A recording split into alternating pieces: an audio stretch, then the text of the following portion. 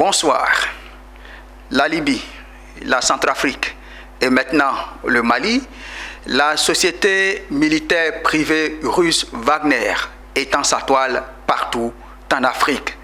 Depuis, c'est la levée de bouclier à l'international contre ce contracteur, qualifié d'utiliser des mercenaires russes. Mais au-delà de l'affaire Wagner, au Mali, se pose le problème de l'utilisation des sociétés militaires privées sur le théâtre des combats dans les guerres partout dans le monde. Apparemment, chaque grande puissance détient sa société militaire privée. Alors, quels sont les enjeux géopolitiques, géostratégiques et même économiques qu'il y a derrière les SMP, comme on les appelle, les sociétés militaires privées? Alors, nous en parlons dans ce numéro d'intelligence économique et vous le verrez, l'affaire Wagner au Mali est en fait l'arbre qui cache la forêt. Bienvenue.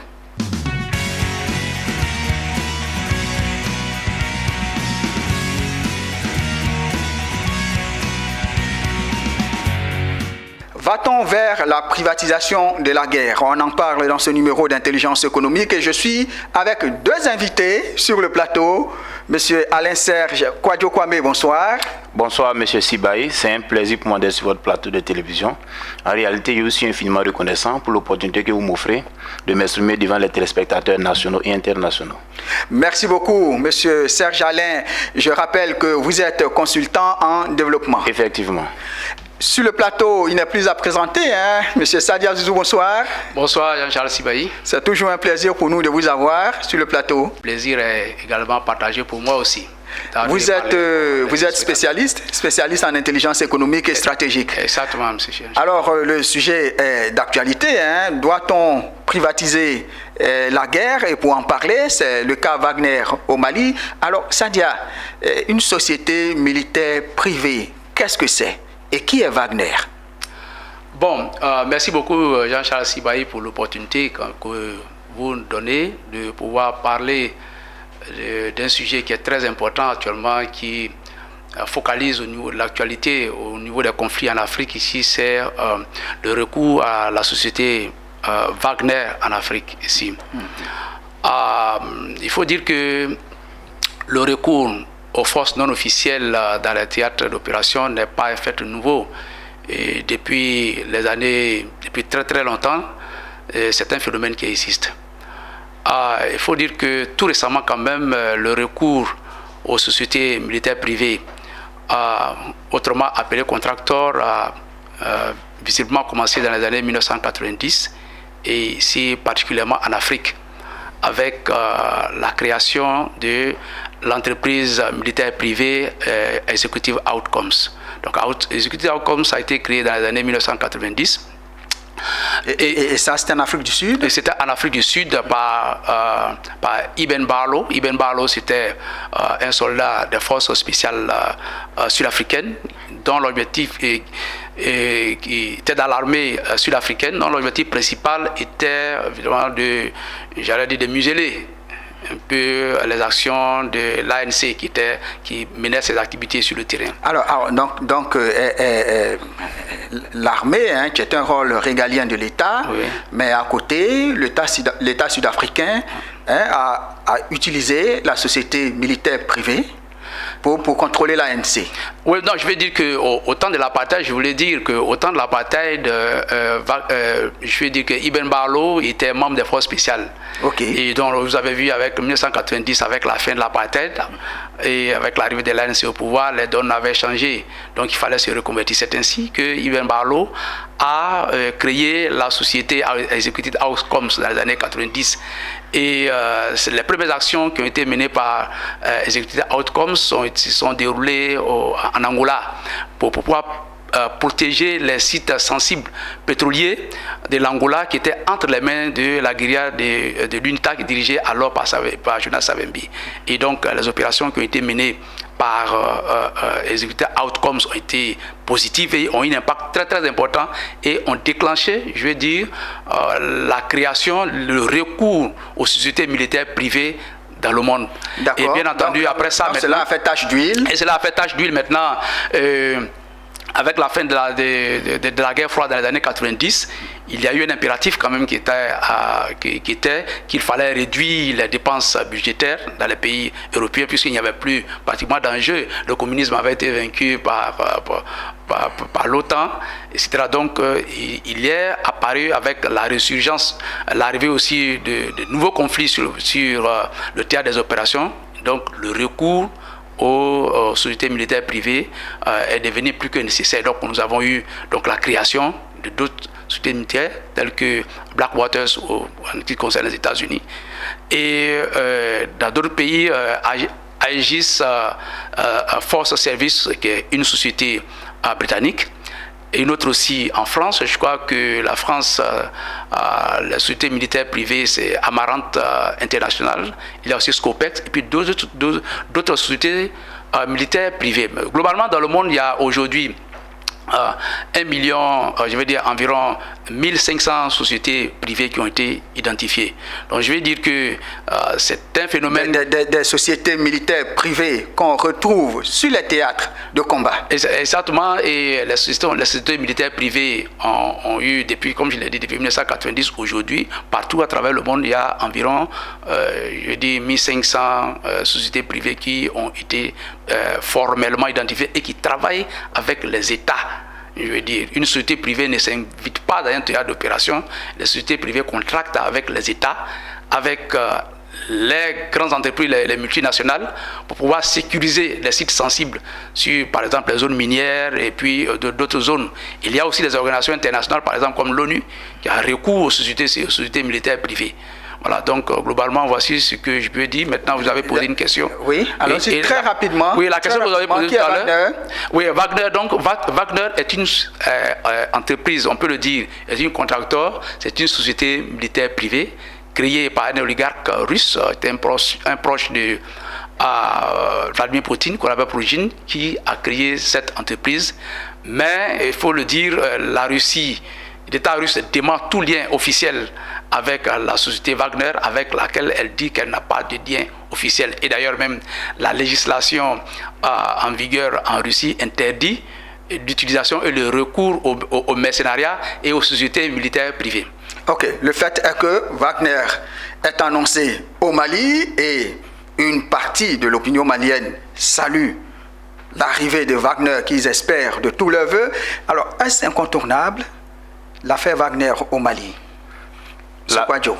L'affaire Wagner au Mali pourrait être incontournable, mais à ce niveau, il est difficile de prendre position, vu que nous sommes dans un espace géopolitique où les données peuvent changer à n'importe quel moment. Figurez-vous que c'est un environnement dans lequel l'information est très capitale.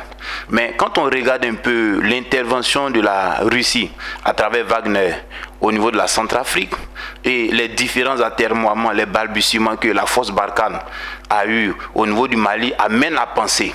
Parce que faut-il ajouter que la force Barkhane n'a pas eu un impact en tant que tel. Et les actions menées ça et là n'ont pas permis de juguler les poches de terrorisme, d'autant plus que de façon, je dirais, sporadique, à des moments on assiste à des attaques. Aujourd'hui, le Mali est devenu un endroit où la sécurité n'est pas de mise. Les Maliens sont fatigués, les Maliens n'en peuvent plus. Ils n'en peuvent plus, d'autant plus qu'il y a une force internationale qu'on appelle Barkhane qui est censée assurer la sécurité des Maliens à cause d'un conflit sahélien qu'on appelle le terrorisme. Mais si ce conflit-là ne fait que perdurer, et les Maliens auront certainement recours à Wagner. N'oubliez pas que dernièrement, l'État du Mali, à travers son ministère de la Défense, a procédé à des échanges commerciaux entre la France et la Russie par rapport à des achats d'armes.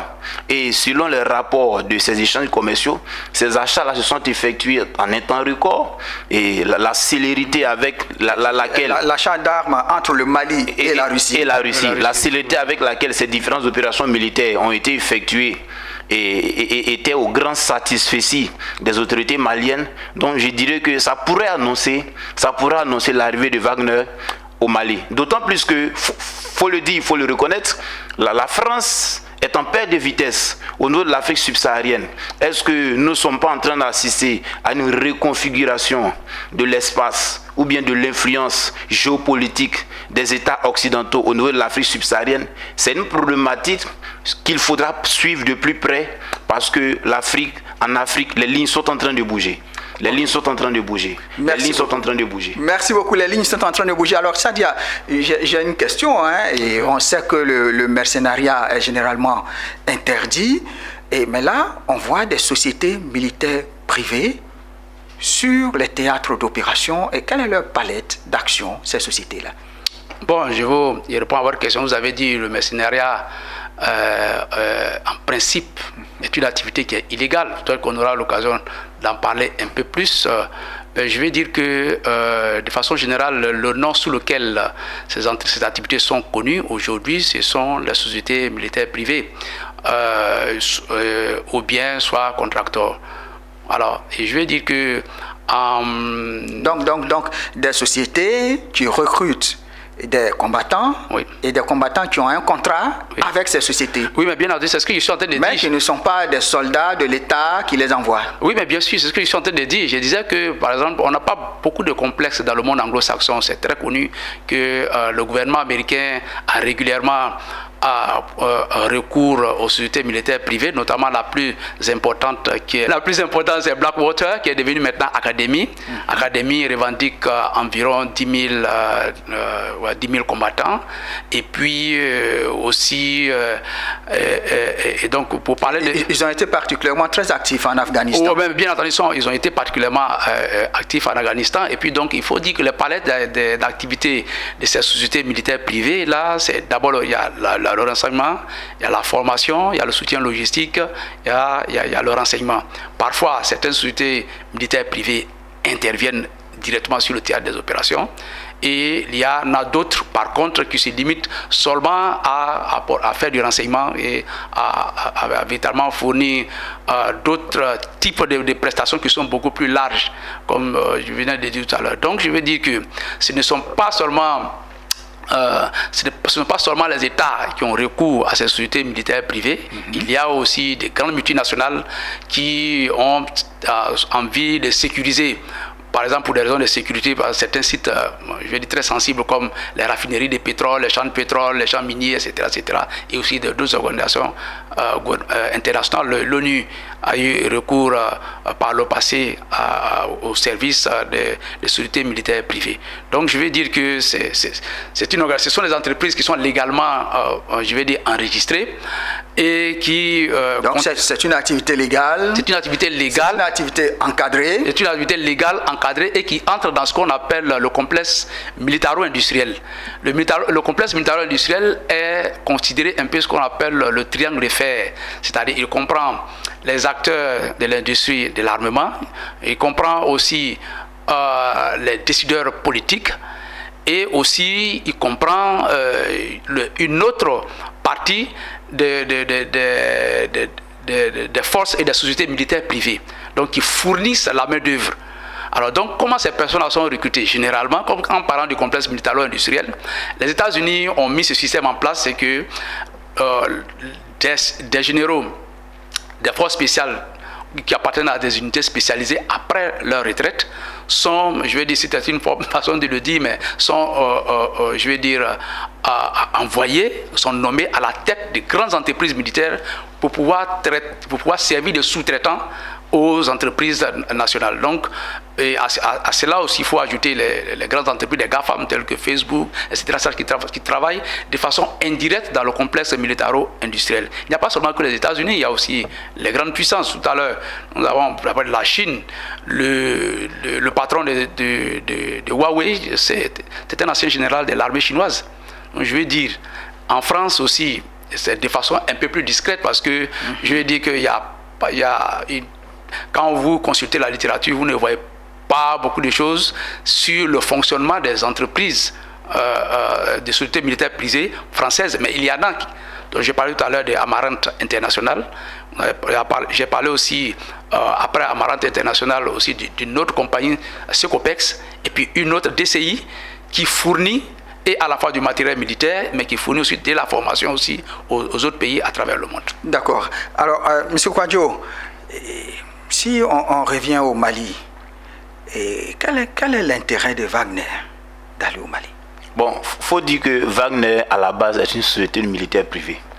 Et quand on définit une société militaire privée, on dira que c'est une société commerciale à but purement lucratif et qui fournit des services en termes des services militaires, en termes de renseignement, en termes de logistique, en termes de stratégie, en termes de formation. Donc Wagner va au Mali. Wagner ne va pas dans la position de la mère Teresa.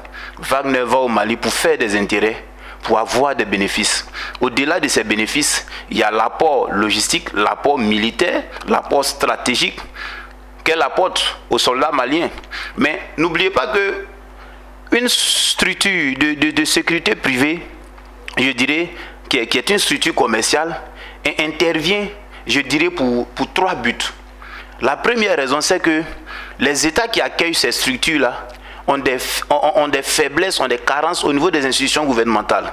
Et elles ont du mal à assurer la sécurité, à gérer l'intégrité du territoire. Raison pour laquelle on assiste à une flambée du terrorisme en Afrique. Et c'est lié à cette insuffisance institutionnelle. Au-delà de ça, il y a aussi le fait que ces zones-là sont des scandales géologiques. Ces zones-là sont des zones qui sont très riches en matières premières. Vous avez l'or, le diamant, le pétrole. Et quand vous regardez la palette d'activités des structures de sécurité privée, elles viennent naturellement pour sécuriser les plateformes, les aéroports, les ports, les plateformes pétrolières, les plateformes diamantaires, les plateformes gazières. Donc, quand elles vont dans ce genre de scénario, par moments, elles se font payer en nature. Elles se font payer en nature. Et une société de sécurité privée qui œuvre dans ce cadre-là, qui a une dimension internationale, a un but purement lucratif. Le but, il est purement lucratif. Donc Wagner au Mali, c'est effectivement pour faire des profits. Parce que quand vous regardez la littérature sur Wagner, Wagner, c'est une société privée russe. C'est vrai qu'elle a été créée dernièrement, ça ne vaut pas pratiquement une décennie qu'elle a été créée. C'est vrai que les tests disent que les structures privées de sécurité ne doivent pas exercer sur le territoire russe, raison pour laquelle le siège se trouve en Argentine. Mais il faut dire que l'aspect financier de cette activité est perceptible déjà dans le budget de fonctionnement. Regardez, le budget annuel de Wagner s'élève à plus de 30 millions de dollars. C'est environ plus de 15 milliards de francs CFA. Wagner, dans sa définition, c'est une structure de société privée russe qui défend les intérêts russes à l'extérieur à partir des services paramilitaires et de défense. Oui, ce que je voulais ajouter, c'est que je voulais reprendre une phrase du président Félix Houphouët-Boigny qui a dit il y a quelques années de cela, avant son décès, que les puissances qui contrôleront l'Afrique contrôleront le monde. Aujourd'hui, ce qui se joue au Sahel, ce sont les richesses dont il a parlé tout à l'heure, dont M. Kouadio a parlé tout à l'heure. Quand vous regardez la cartographie du monde aujourd'hui, vous vous rendez compte, aujourd'hui, l'Afrique reste l'un des endroits où on peut trouver, aujourd'hui je parle de l'Afrique sud-saharienne, dans la bande sahélo-saharienne aujourd'hui, où les intérêts en matière de promesses ou bien en matière de ressources minières, minéralières, pétrolières sont très importantes. Il a même dit que la plus grande réserve pétrolière dans le monde se trouve en Libye. Et aussi, on a remarqué que depuis un certain temps, je crois que l'Afrique du Sud était le plus grand producteur d'or dans le monde, mais cette tendance est en train de changer et est en train de venir, je veux dire, en Afrique de l'Ouest. Aujourd'hui, vous regardez aujourd'hui, il y a peut-être en 2019, plus de 15 entreprises internationales dans le domaine simplement minier qui se sont installées au Burkina Faso. Et c'est la même chose aussi au niveau du Mali et au niveau du Niger. Et il faut ajouter que sur ce territoire, sur cette bande-là, se trouvent des minéraux stratégiques très importants, tels que le lithium, on trouve de l'or, on trouve de l'uranium, etc., etc. Et on a parlé de l'importance stratégique du lithium. Le lithium est très important en raison de la transformation énergétique qui est en train de venir. Aujourd'hui, on est en train de partir du moteur thermique aujourd'hui au moteur électrique. Transition énergétique. De la transition énergétique. Donc, on passe maintenant aux batteries. Et on fabrique les batteries avec quel produit? Avec le lithium. Alors donc, je veux dire que... donc, là, vous êtes en train de nous parler des enjeux économiques. Oui. Il y a des enjeux économiques dans cette histoire. Mais bien entendu, quand vous avez parlé, pourquoi Wagner est là? La question, je me pose, je me dis, c'est vrai que la Russie ne reconnaît pas officiellement soutenir Wagner, mais l'OTAN et l'Europe est à la porte de la Russie et le Mali ne fait pas partie de la zone d'influence historique de la Russie. Que cherche Wagner au Mali? Oui, c'est ce que je suis en train de vous expliquer. J'ai fait un raisonnement pour vous dire ce qui peut expliquer la présence de Wagner. Les entreprises, les États contractés, Ibn Barlow l'a dit dans son interview avec Al Jazeera, il a dit de façon claire que les sociétés militaires privées ne s'invitent pas là où elles ne sont pas invitées. Les sociétés militaires privées sont utilisées par le gouvernement. Et ce sont des contractants qui travaillent pour le compte des États. Et parfois, et lorsque des pays se déploient sur le théâtre des opérations, les éléments et les combattants des sociétés militaires privées portent les uniformes de ces pays-là.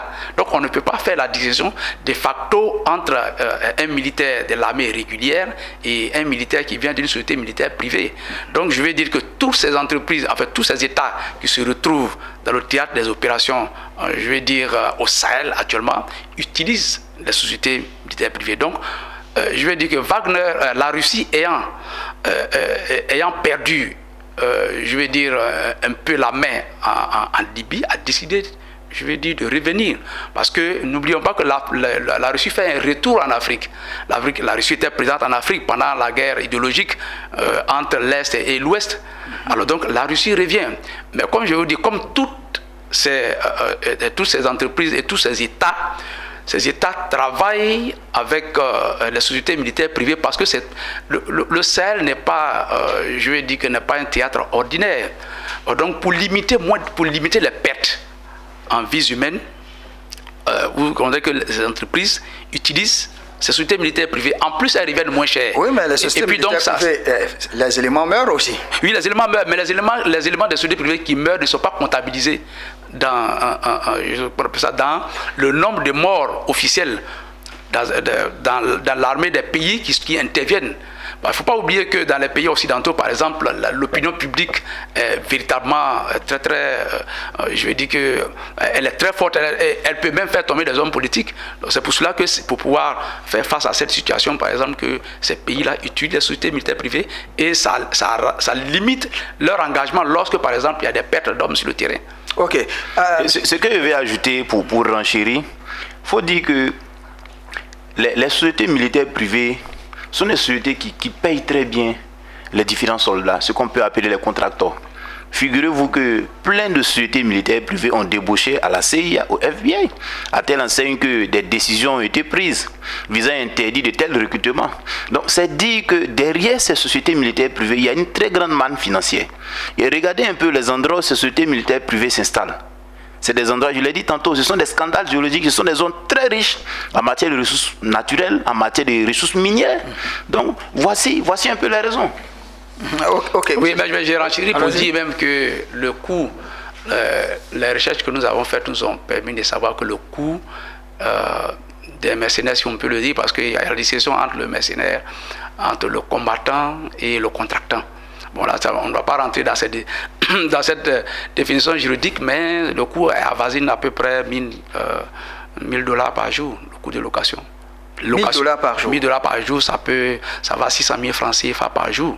Donc ça veut dire que c'est un bon business. Oui, mais c'est un bon business et je veux dire que c'est véritablement important. Mais le combattant de la société militaire privée et le combattant de l'armée régulière n'ont pas le même statut. Il est très certainement cher payé, mais lorsqu'il meurt, c'est fini. C'est comme ça. Ok, M. Sandia, vous avez la parole. Et quelle est la manne économique qu'il y a derrière les SMP, les sociétés militaires privées? Est-ce qu'il y a un gros business derrière? Oui, je vais dire que dans les années 90, par exemple, ça tournait autour de 750 000 dollars quand l'activité était vraiment à ses débuts, mais aujourd'hui, on estime que environ, je vais dire, 211 milliards de dollars avec le marché des sociétés militaires privées.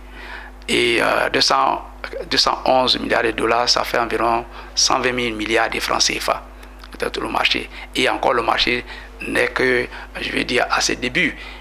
Et certaines estimations de l'analyse du marché Vision Game font état de ce que d'ici 10 ans, le marché des sociétés militaires privées pourrait atteindre environ 457 milliards de dollars, ce qui correspond, quand on fait le calcul, à 250 000 milliards de francs CFA d'ici 2019. Donc je vais dire que c'est un marché qui est énorme. Il est énorme et son potentiel n'est même pas encore atteint, parce que de plus en plus aujourd'hui, la tendance est de faire en sorte que, je vais dire que de recourir à l'externalisation des tâches de défense au niveau des États, diminuer le budget de défense en raison de des raisons que j'ai données tout à l'heure, mais de faire en sorte aussi que la responsabilité des États diminue lorsqu'il y a des pertes sur le terrain pour éviter que les hommes politiques se retrouvent dans des situations difficiles. Donc c'est un marché qui est très important et son potentiel est véritablement infini. Monsieur Kwadjo, oui. La question, va-t-on vers la privatisation de la guerre? Mais effectivement, la guerre a toujours été privatisée. Quand on sort du contexte de la guerre froide depuis le début des années 1990, avec une politique d'austérité, une politique de restriction budgétaire au niveau des forces de défense et de sécurité des différents pays occidentaux, et on se trouve dans un contexte où on a des territoires qui sont instables du point de vue sécuritaire, et ces territoires-là, jouissant d'une instabilité, n'ont pas la capacité technique ni financière pour pouvoir gérer ce type de questions sécuritaires. Du coup, elles ont recours aux sécurités privées en matière de stratégie, en matière de défense, en matière de renseignement, en matière de formation, en matière d'instruction, et ainsi que toute la palette qu'on peut avoir derrière. Et regardez un peu, la plupart des pays qui sont en proie à ces crises, à ces conflits, sont généralement des pays qui ont des défaillances institutionnelles, je l'ai dit tantôt, mais en même temps qui sont riches en matière de ressources naturelles. Quand vous prenez le conflit qu'il y a eu en Irak, en Afghanistan, mais l'Irak et l'Afghanistan sont deux pays qui sont très puissants en matière de ressources naturelles. Nous tous nous le savons, il y a le pétrole, il y a le gaz. Mais regardez un peu, l'une des conséquences, l'une des difficultés, je dirais lui-même l'une des plaies des sociétés militaires privées, ce sont les différentes exactions qui ont été perpétrées, qui sont perpétrées. On a vu ce que les Américains ont fait au niveau de la prison d'Abu Ghraib. On a vu ce qui s'est passé. Il y a eu beaucoup d'actes inhumains, de violence. Des vidéos ont été distillées sur les plateformes. Donc, au-delà même de l'aspect sécuritaire, c'est vrai qu'on ne peut pas se passer de ces forces. Parce que les États même qui subissent ces crises-là n'ont pas la possibilité d'aller en guerre face au terrorisme, face à l'insécurité. Elles font recours à ce type de structures, mais par moment, il y a, je dirais, il y a des grabuges. Il y a des grabuges qui sont de l'ordre de la violation. Avec même une réputation sulfureuse. Hein? Et effectivement, avec ce qui s'est passé en Centrafrique, c'est ce qui amène les gens à penser que Wagner pourrait échouer. Et raison pour laquelle les autorités françaises, à travers son chef de la diplomatie, Jean-Yves Le Drian, a produit plusieurs communiqués devant la presse visant à, je dirais, décrédibiliser l'influence, l'intervention de Wagner au Mali sur la base des conséquences observées en Centrafrique, mais aussi sur la base d'autres conséquences qui ont été perpétrées sur l'échiquier mondial. Même en Syrie. Hein. Oui. Même en Syrie. Donc c'est dit que ce qu'il faut regarder, c'est la canalisation de ces forces. C'est la canalisation de ces forces. Aujourd'hui, moi personnellement, j'ai des difficultés à dire si cette activité est illégale ou légale. D'autant plus que les institutions internationales telles que l'ONU ont recours à ce type de structure, à ce type d'entité. Mais en même temps, on nous dit que le mercenariat est une activité qui est illégale. D'autant plus qu'à la dernière convention de Genève, un test réglementaire a été pris et adopté à l'unanimité par plusieurs puissances visant à proscrire cette activité. Alors que quand vous êtes un État, vous jouissez d'une souveraineté et que vous faites appel à, comme on appelle ça, à une structure privée, mais les soldats, les contracteurs qui viennent, qui n'ont pas la nationalité, mais ils endossent comme on appelle ça, le costume de mercenaires. Ça, il faut qu'on se le dise. Donc en réalité, dans les faits, ces structures-là ne sont pas formelles, elles sont informelles. Mais d'autant plus que le monde est en train de basculer dans une dynamique de géopolitique, de géostratégie. Vous voyez, aujourd'hui, celui qui contrôle le territoire, celui qui a l'information, celui qui contrôle le territoire, celui qui a le contrôle sur les ressources, il a une très grande emprise, il a une très grande influence sur l'échiquier international de la diplomatie? Oui, moi je peux dire que effectivement je suis d'accord avec vous, nous allons vers une privatisation de la guerre. Ça c'est très simple.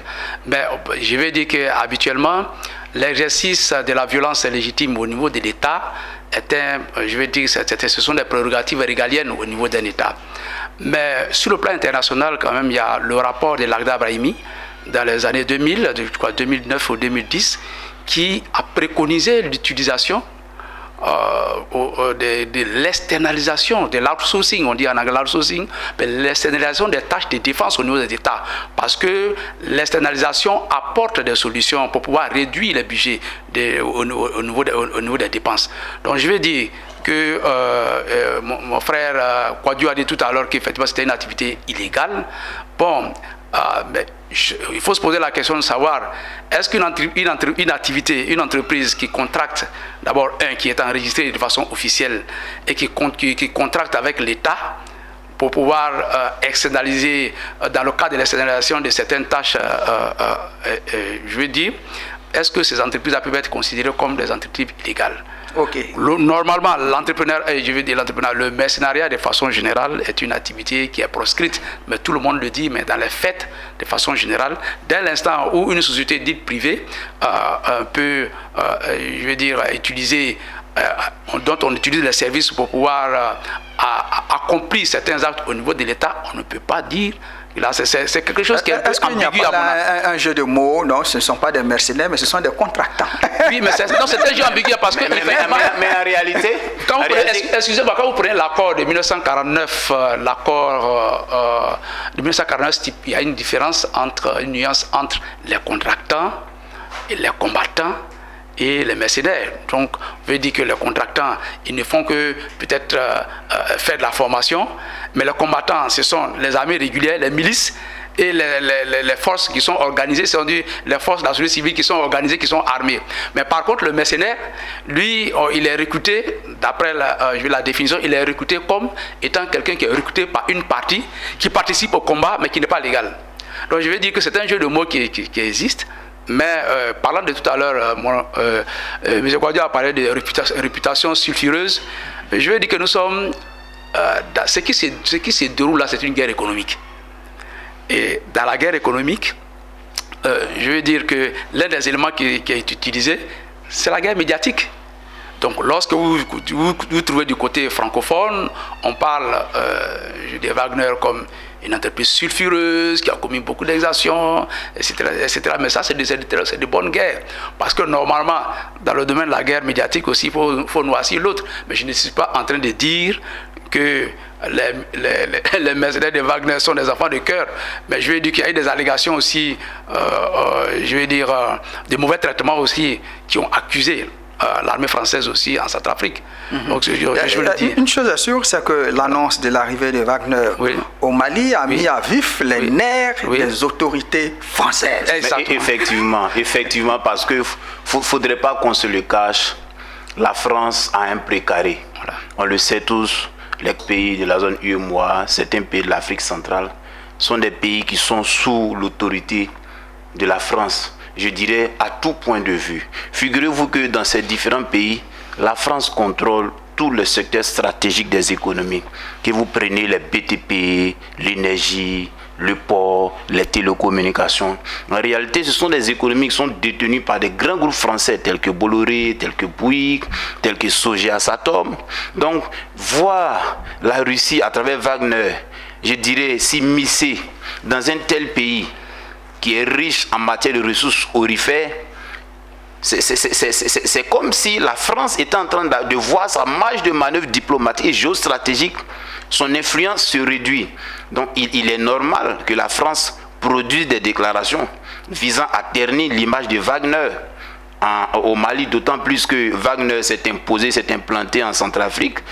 Et il faudrait qu'on le reconnaisse. Avec l'arrivée de Wagner, les terroristes qui venaient depuis la frontière du Tchad ont été repoussés de façon mano militari avec beaucoup d'efficacité. Donc, et ça a permis de maintenir une certaine stabilité dans la sous-région. Mais c'est vrai qu'il y a des grabuges, c'est vrai qu'il y a des conséquences.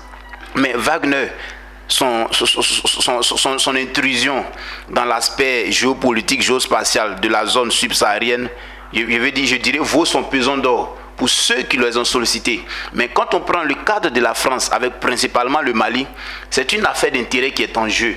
C'est une affaire d'intérêt qui est en jeu. Figurez-vous que cette guerre d'intérêt ne date pas d'aujourd'hui. Depuis la guerre froide, la Russie était du bloc communiste, la France était du bloc capitaliste. C'est vrai que le bloc capitaliste a vaincu le bloc communiste, mais le bloc communiste avec la Russie a son veto. Et son veto lui donne des pleins pouvoirs, les pleins pouvoirs d'intervention dans certaines contrées qui ne sont pas, je dirais, des zones favorables. Du point de vue du partage de l'Afrique, si on doit revenir encore à nos cours d'histoire concernant la conférence de Brazza. Mais je veux dire là, pour enchérir, que cette affaire de l'intervention de Wagner au Mali est en train de montrer la perte d'influence de la France sur l'échiquier de la zone subsaharienne. Elle est en train de montrer la perte d'influence. Est-ce que nous ne sommes pas en train d'aboutir à une reconfiguration de l'influence géopolitique, géostratégique et diplomatique de la France en faveur de la Russie? Certains se posaient la question de savoir, mais est-ce que l'intervention de la Russie dans certains pays d'Afrique subsaharienne où la France a une mainmise, je dirais, sur toutes les ressources, ne serait pas une alternative pour ces pays? Telle est la problématique. Oui, moi, ce que je peux dire, je peux dire que nous, c'est une guerre, je veux dire, c'est une guerre qui se déroule entre les deux pôles qui dirigent aujourd'hui le monde. Nous avons les puissances de l'OTAN qui sont alignées, dont le chef de file, c'est les États-Unis, la grande puissance, et aussi les BRICS, dont le chef de file est la Russie. Et ce sont ces deux puissances-là qui sont en train, je veux dire, de s'opposer ici. De bouger les lignes. De faire bouger les lignes au niveau du Sahel. Je vous ai parlé tout à l'heure de la vidéo à laquelle j'ai eu accès il y a une quarantaine d'années que Houphouët-Boigny avait dit cela. Il avait parlé de l'importance stratégique du Sahel, de la bande sahélo-saharienne aujourd'hui. Et la présence de ces grandes puissances-là aujourd'hui est en train véritablement aujourd'hui de mettre au goût du jour ce que Houphouët-Boigny avait dit. Les entreprises, la guerre ne se fait pas pour la guerre. Lorsque des entreprises et des États, soit de façon directe ou bien soit qu'elles fassent des guerres par procuration, vont sur le théâtre d'opération dans un pays, c'est pour des intérêts stratégiques. Et la convoitise ici, c'est l'immense richesse que nous trouvons, qui se trouve au niveau aujourd'hui de cette bande-là. Mais en plus de cela aussi, des pays comme les États-Unis, habituellement, n'ont pas une habitude interventionniste en Afrique. Mais je veux dire que elles ont laissé cette tâche aux Européens. Oui, bien sûr. Non, chaque pays, il faut dire les choses de façon claire aussi, parce que chaque pays a sa zone d'influence. Chaque pays, les États-Unis sont très influents dans le Moyen-Orient, un peu en Amérique latine, etc. C'est leur arrière-cour. Et la Russie aussi a son arrière-cour dans les pays, les anciens pays. Biélorussie, etc. Certains pays. Et donc, et l'arrière-cour de la France, la zone d'influence de la France, ce sont ces pays-là qu'on a cité. On a parlé de la Centrafrique, les pays francophones surtout. Et c'est de ça qu'il s'agit. Mais en plus de ces acteurs traditionnels que nous connaissons aujourd'hui, il y a d'autres puissances émergentes comme la Russie, comme la Turquie et la Chine aujourd'hui, dont l'activisme inquiète très sincèrement, et c'est tout à fait normal. Pour le cas de la France, par exemple, il faut s'en référer à l'histoire. La France a décidé de faire de la doctrine coloniale de la France, je le dis de façon toujours, c'est le direct rule, c'est-à-dire le gouvernement direct. Et le gouvernement direct, bien qu'il y ait eu les indépendances en 1960, mais ce système de gouvernement direct qui permettait à la puissance de gérer de façon directe ces territoires est resté à travers les fameux accords de coopération qui jusqu'à aujourd'hui sont restés de façon secrète. Quelquefois, il y a quelques fuites à travers les médias, on a quelques brins, mais on sait très bien. Alors bon, pour moi, selon, peut-être que je vais vous étonner, mais je pense qu'un contrat, ça se respecte. Si à l'indépendance, nos dirigeants qui étaient à l'indépendance ont signé ce genre de contrat-là, qui stipule qu'il y a un contrat d'exclusivité économique, diplomatique et politique avec la France. Donc il faut pouvoir faire respecter ces contrats. Si on veut changer les termes de ce contrat, il faut les changer peut-être maintenant. On sait qu'entre les États, ce sont les rapports de force. Donc il faut peut-être utiliser les rapports de force peut-être pour pouvoir changer. Sinon, ce système-là tel qu'il est, il arrange. Les contrats ne sont jamais définitifs. Ok, merci. Notre émission tire à sa fin. Alors, Monsieur Kouadio, on va parler des scénarios possibles concernant l'affaire Wagner au Mali. c'est quoi l'avenir? Qu'est-ce qui pourrait se passer? Je dirais dans un futur proche, il y a d'abord la perte d'influence de la France. Parce que si on doit s'en tenir aux différents échanges commerciaux en termes d'achat d'armes que le Mali est en train de réaliser avec la Russie, c'est déjà un point d'ancrage très sérieux, très pertinent pour l'arrivée de Wagner au Mali. Donc premièrement, il y a la perte d'influence de la France. Deuxièmement, il y a, je dirais, quand la France perd de l'influence, c'est la Russie qui gagne du terrain. Donc je dirais l'accroissement de la zone, de la sphère d'influence de la Russie en matière de diplomatie, en matière de géostratégie. Mais il y a aussi l'enjeu des ressources naturelles. Peut-être que avec l'arrivée de Wagner, la sécurisation de certaines zones aurifères pourrait se faire, je dirais, de façon plus pragmatique et efficace. Mais n'oubliez pas aussi la question du terrorisme. Est-ce que l'arrivée de Wagner pourra mettre fin au terrorisme sahélien? C'est aussi l'une des problématiques. Parce que quand on regarde, quand on consulte l'actualité, les Maliens sont dégoûtés, les Maliens sont déçus, les Maliens en ont marre du terrorisme. Les Maliens veulent un gouvernant qui sera en mesure de mettre fin à cette activité qui ne fait que créer désolation au niveau des peuples. Et je pense que si le Mali doit vraiment faire recours à Wagner, l'une des priorités sera de freiner, sera de stopper de façon, je dirais, immédiate l'avancée du terrorisme. N'oubliez pas que l'une des raisons même qui a suscité la création des sociétés privées de sécurité, il y avait la piraterie, il y avait le terrorisme, principalement ces deux raisons. Parce que les pays qui étaient victimes du terrorisme, de la piraterie, n'avaient pas les moyens logistiques, n'avaient pas les moyens militaires, n'avaient pas les moyens stratégiques pour pouvoir faire face à ce type de difficultés. Figurez-vous que lorsque la Côte d'Ivoire était victime de l'attaque terroriste de 2014, mais il a fallu les États-Unis d'Amérique pour nous donner une alerte concernant l'attaque terroriste. Mais regardez la distance géographique qui sépare la Côte d'Ivoire des États-Unis.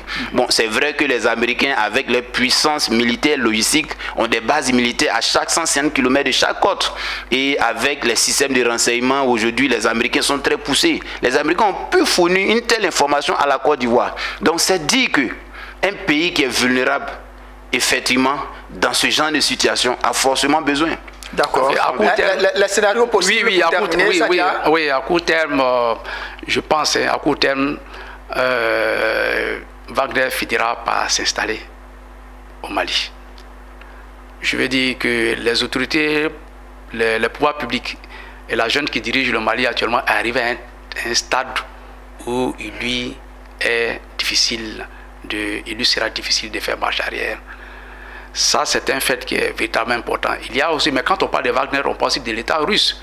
Je veux dire que c'est une nécessité, je dis mais vitale, aujourd'hui pour la Russie, de façon indirecte, de prendre, je veux dire, d'avoir sa part de gâteau un peu, de ces immenses ressources qui se trouvent dans l'État d'Israël. Effectivement. Donc je veux dire que c'est très très important. À court terme, je me le dis, et il faut s'y attendre et Wagner finira par s'installer. Et en plus, à moyen terme, il faut le dire aussi que quand les puissances qui se retrouvent actuellement sur le théâtre des opérations de conflit au Niger, au Mali, au Burkina Faso, ne se retirent pas de la zone. Donc quand elles ne se retirent pas de la zone et que nous avons dit tout à l'heure que de plus en plus les entreprises, les États ont recours aux entreprises privées pour pouvoir faire la guerre par procuration, le nombre de sociétés militaires privées ne fera que s'accroître. Et il y aura des besoins aussi de sécuriser, par exemple, les ressources qui se trouvent dans les zones qui sont sous le contrôle des uns et des autres. Donc je vais dire que, par exemple, on sait très bien que Africom, qui est la coupole un peu du commandement militaire africain, se trouve au Sahel, notamment au Niger. Et cette guerre de positionnement entre ces grandes puissances, notamment les BRICS menés par la Russie et la Chine et les puissances de l'OTAN qui sont conduites par les États-Unis et la France, cette guerre ne fait que commencer et elle ne va s'intensifier. Et les premières entreprises qui sont qui seront au front de cette bataille-là, ce sont les sociétés militaires privées qui ont vraiment un avenir commercial, un potentiel commercial très très très important à venir devant elles. Merci beaucoup, merci beaucoup Sadia. Et donc, chers téléspectateurs, cette guerre par procuration à travers les sociétés militaires privées ne fait que commencer. Merci, cher consultant. Merci d'être venu. Je rappelle que nous étions avec M. Alain Serge Kwadjo Kwame. Il est consultant en développement, et M. Sadia Zouzou, spécialiste en intelligence économique et stratégique. Chers téléspectateurs, merci de nous avoir suivis et à bientôt.